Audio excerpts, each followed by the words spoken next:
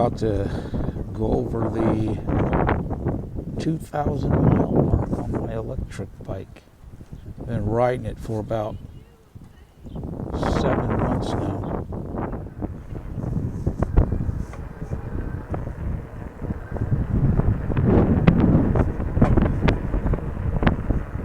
Hopefully you can see this as it gets ready to clip over. Probably got a 1/10 of a mile to go.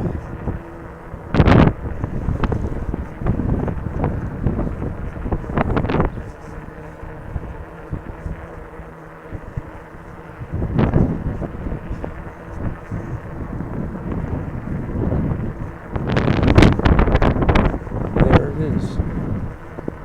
Just like that, 2,000 miles.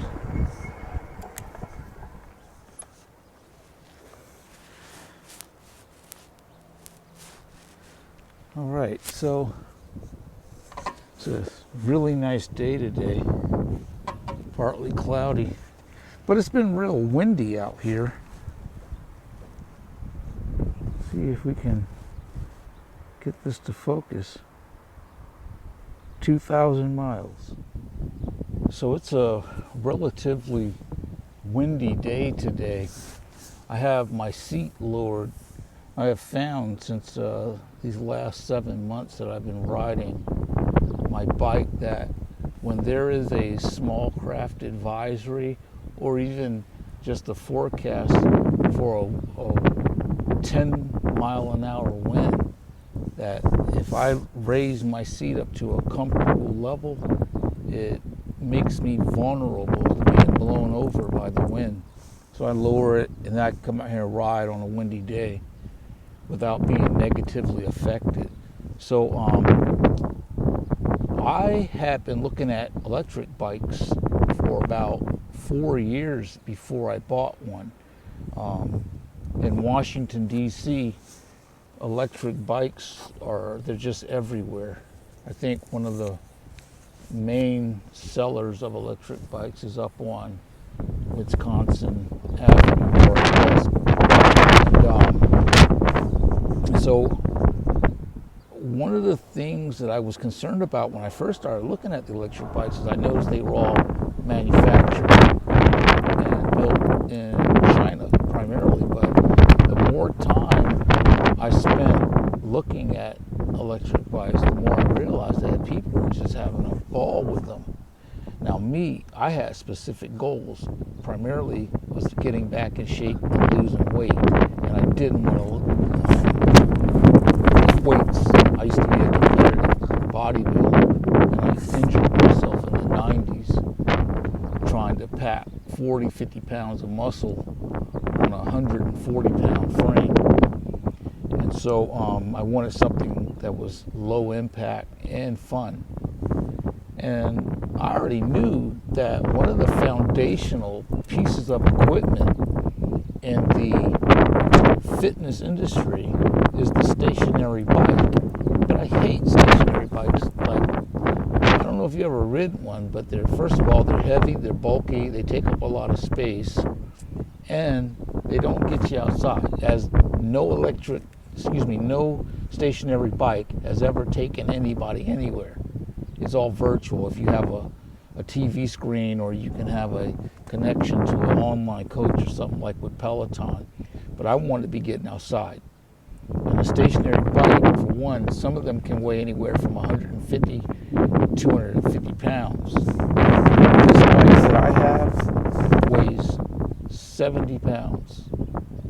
And then when I first bought it, I was somewhere between 230 and 235. The thing that I found with some of the experts, now there's a lot of great people online providing expert information on electric bikes, but some of the people, their information is kind of sketchy. And you'll find this when they're talking about fitness.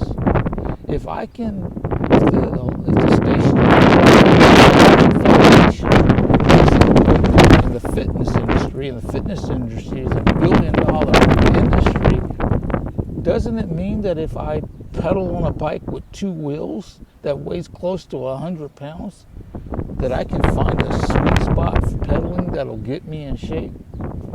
And so now, where I'm at now, I am below 220 pounds for the first time in 6 years. I'm right around 215. And what I did is I combined that with healthy eating habits. And I do a little bit of weight training, but I do calisthenics and stretching as well. And I make sure I get plenty of sleep.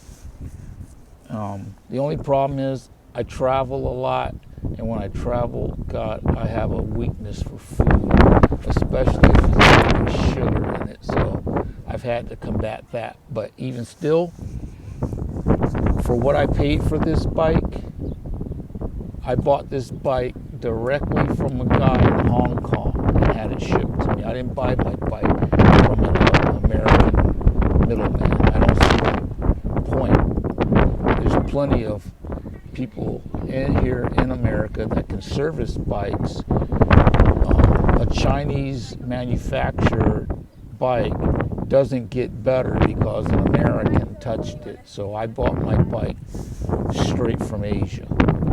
I was born in Asia. If my bike broke right now, it'd be worth 10 times as much as I paid for it. It is an incredible piece of equipment.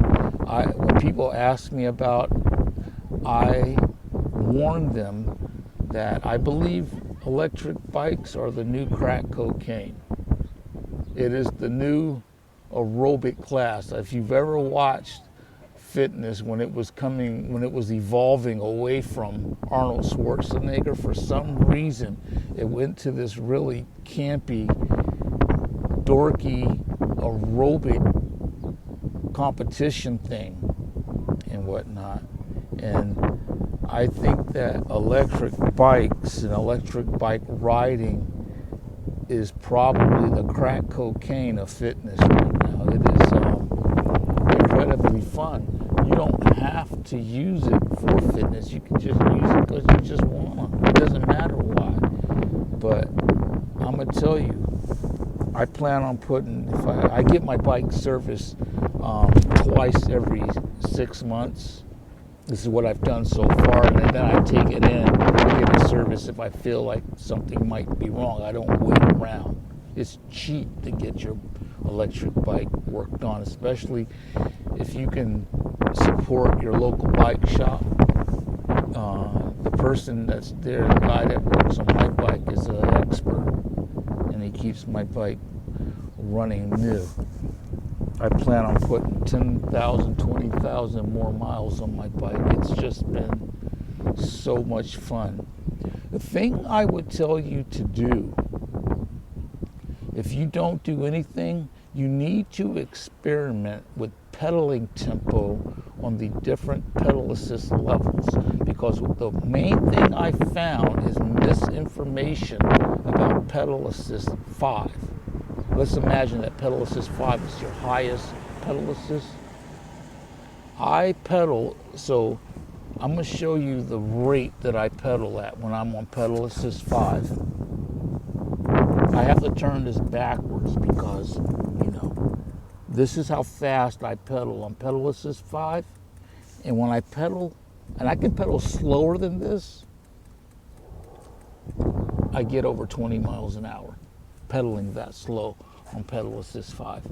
Don't ask me to explain it because I don't know anything about electricity and I don't want to know. I don't even want to know. I don't even know how this bike works. I don't care how it works. I just want it to work when I get on it. And I tell you that if you've been looking at them, get on one.